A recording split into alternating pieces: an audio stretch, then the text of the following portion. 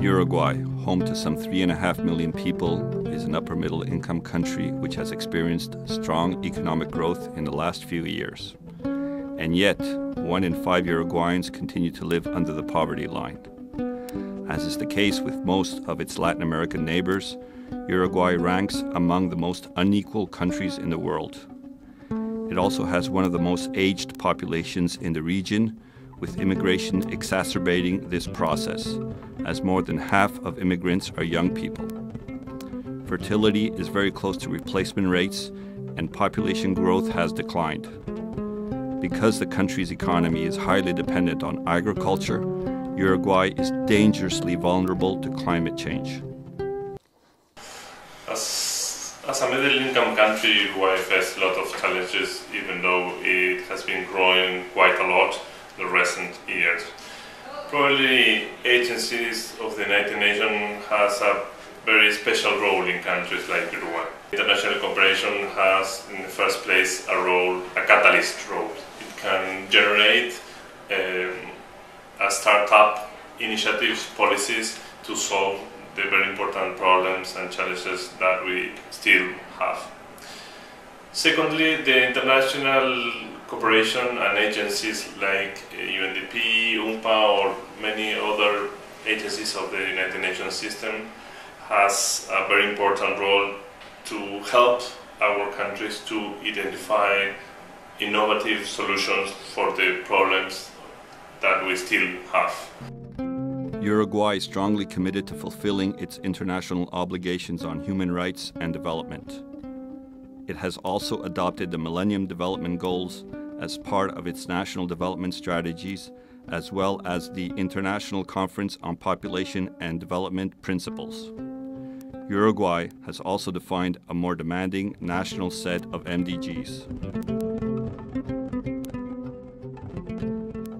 Since 2007, Uruguay is one of the 8 pilot countries of the United Nations delivering as one experience, which has led to multiple interagency initiatives and allowed the government to have a stronger relation with the UN.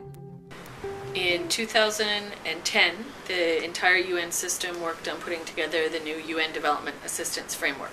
It's very much aligned to the national policies as defined by the new government and focuses on 4 areas. The first is productivity and insertion into the global economy. The second is environment, the protection of natural resources and the fight against climate change.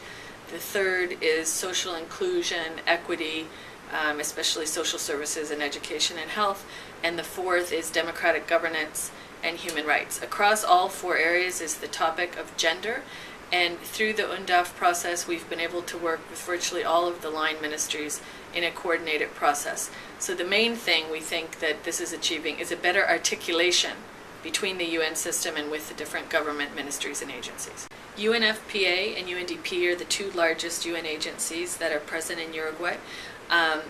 There's a number of areas where the 2 agencies now work closer together than before the case of UN reform, but in most cases these 2 agencies are also working better with other UN systems. So UNDP and UNFPA are able to work better with UN Women, with UNICEF, and with other specialized agencies in joint programs where the competencies of the different agencies are brought together. One of the main topics that's important for the country, but it's also important for the UN system, is to have a more precise definition of the role and the added value of the UN system in a middle-income country.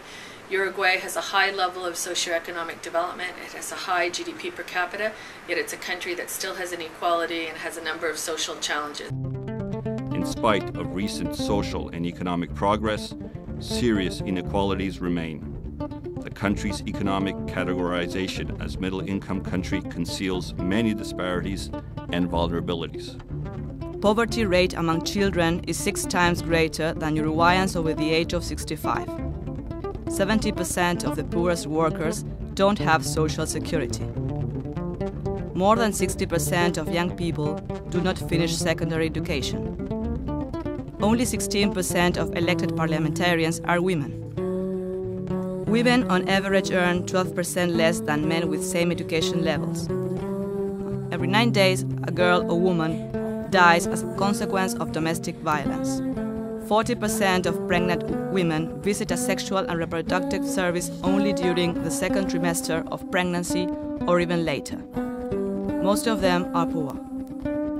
19% of male sex workers live with HIV. 200,000 people, and the number is rising, live in precarious settlements with sanitation and water supply problems. The Uruguayan government, together with local governments, civil society and the private sector, and the United Nations with limited core resources, have forged a strong alliance to correct these inequalities. Examples of these efforts include protecting children in the first years of life by supporting the National Network of Infancy and Family Attention Centers, CAIF, and public health services. Developing social integration policies of the extremely poor and marginalized urban population.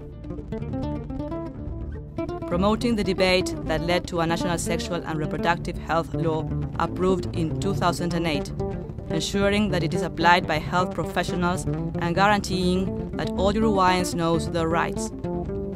Guaranteeing universal access to contraceptives.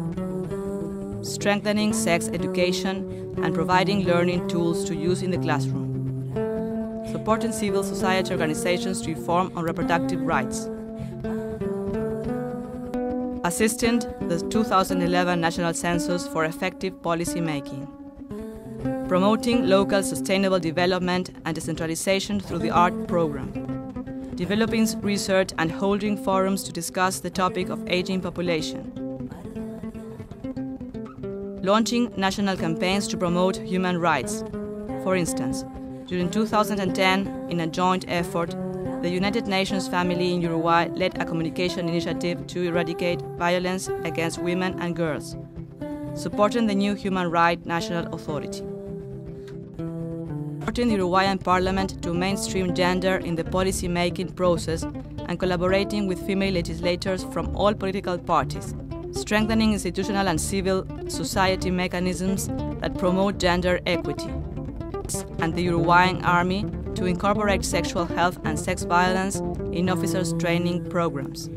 Due to the process of the delivering as one, we can work much better coordinated intra-government between all the ministries, local government and offices.